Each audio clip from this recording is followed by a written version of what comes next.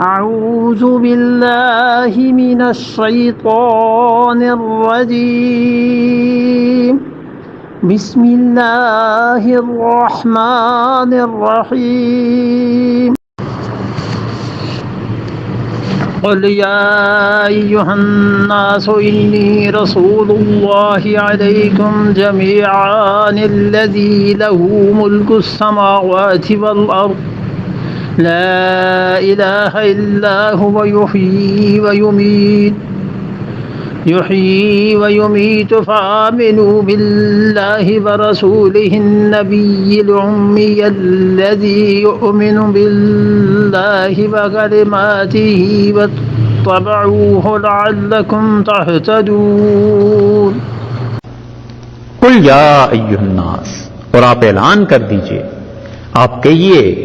کہ پوری انسانیت کے لوگوں، انی رسول اللہ، میں اللہ کا رسول ہوں، الیکم تمہاری طرف، جمیعا تمام کے تمام لوگوں میں اللہ کا رسول ہوں تمہاری طرف۔ یہ ہے رسول اللہ صلی اللہ علیہ وسلم کی رسالت انٹرنیشنل، کہ پوری کائنات میں جہاں جہاں وجود زندگی پائی جاتی ہے، میں سب کی طرف اللہ کا رسول ہوں، اس اللہ کا الذی لہ ملک السماوات والارض، جس اللہ کی بادشاہی ہے آسمانوں میں اور زمینوں میں، جس کی حکومت ہے نا، اسی نے مجھے سارے آسمانوں اور زمینوں کے لیے رسول بنا کر بھیجا۔ وہ یہاں بھی اللہ کے رسول تھے، وہ اپنی وفات کے بعد بھی اللہ کے رسول ہیں۔ جن لوگوں نے امام ابو الحسن اشعری رحمۃ اللہ علیہ پر یہ الزام لگایا ہے کہ وہ کہتے تھے کہ رسول اللہ صلی اللہ علیہ وسلم کی رسالت ان کی وفات کے بعد ختم ہو گئی ہے، بڑا ظلم کیا لوگوں نے۔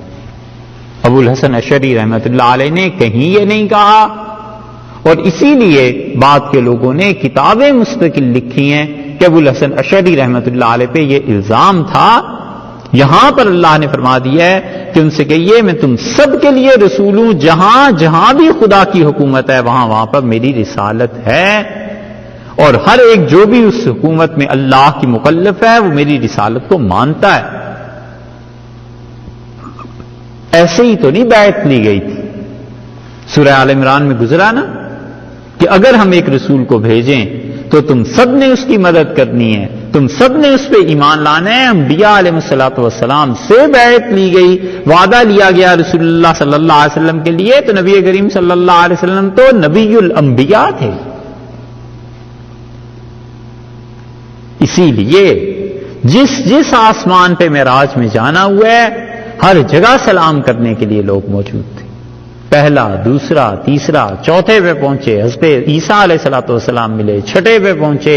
حضرت موسیٰ علیہ الصلوۃ والسلام ملے، ساتواں آسمان، پھر آگے چلے گئے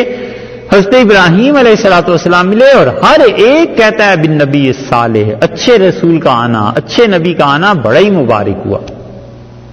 اور یہاں تک کہ رسول اللہ صلی اللہ علیہ وسلم تمام انبیاء علیہ السلام ایک جگہ جمع ہو گئے اور بحث ہوتی رہی کچھ چیزوں پہ، اور انہوں نے مجھ سے پوچھا کہ قیامت کب آ رہی ہے؟ میں نے کہا مجھے نہیں معلوم۔ تو میں نے اشارہ کیا ان سے حضرت عیسیٰ علیہ السلام سے پوچھو،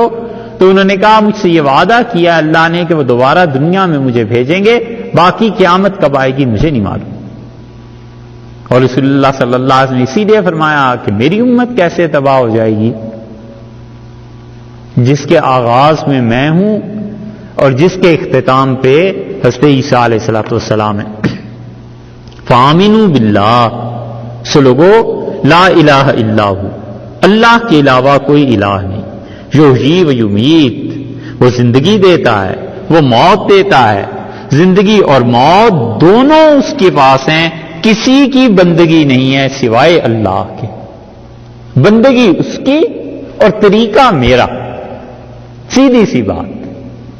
کہ عبادت اللہ کی اور اطاعت میری، بس یہ کام کرنے ہیں۔ فآمنوا باللہ، سو لوگوں ایمان لاؤ اللہ پر، صحیح عقیدہ، اللہ کی ذات، اللہ کی صفات، ان سب چیزوں پر ایمان لاؤ، اور اس کے ساتھ ساتھ ورسولہ ہی، اس کے رسول صلی اللہ علیہ وسلم پر، النبی الامی، یہ وہ رسول ہیں جو امی ہیں۔ دوہرا بیان ہو گیا نا کہ رسول بھی ہیں نبی بھی ہیں، اوپر بھی دوہرا بیان ہو گیا. یہ دو لفظ جو لا رہے ہیں یہ رسول اللہ صلی اللہ علیہ وسلم کی عزت کے لیے بھی اور اس بات پر کہ ان کی رسالت انتہائی اہم چیز ہے. اب قیامت تک جو اس رسالت کے دروازے سے خدا تک پہنچنے کے لیے نہیں آئے گا اس کے لیے کوئی اور دروازہ کھلا ہوا نہیں. اور رسول اللہ صلی اللہ علیہ وسلم کی حالت الذی یؤمن باللہ، جو یقین رکھتے ہیں اللہ پر ایسا یقین کہ رسول اللہ صلی اللہ علیہ وسلم اگر تمہیں پتا چل جائے جو کچھ مجھے پتا ہے تو تم اپنے کپڑے پھاڑ دو اور جنگلوں کی طرف بھاگ کھڑے ہو، اور تمہیں پتا چل جائے جو کچھ مجھے پتا ہے تو تم اپنے بستروں پہ سونا چھوڑ دو. وکلماتہ ہی، اور یہ ہمارے رسول ہیں جو ہماری کلمات پر ایمان رکھتے ہیں، اللہ کے سب کلمات پر، یعنی تورات، انجیل، زبور، انبیاء علیہ السلام کے صحائف، جو چیز جب بھی نازل ہوتی رہی یہ ان تمام چیزوں کو مانتے ہیں. واتبعوہ، دیکھو اس کی پیروی کرو. ایمان کے متعلق فرمایا کہ مجھ پہ ایمان لاؤ، اور رسول اللہ صلی اللہ علیہ وسلم ہو گیا عقیدہ.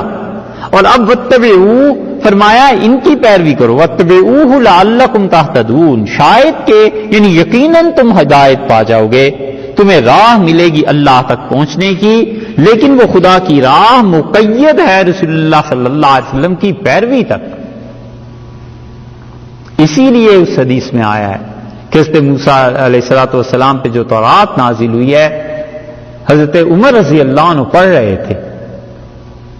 اور رسول اللہ صلی اللہ علیہ وسلم نے دیکھ لیا، اور حضرت صلی اللہ علیہ وسلم کے چہرہ مبارک پہ ناگواری کے اثرات تھے. اور رسول اللہ صلی اللہ علیہ وسلم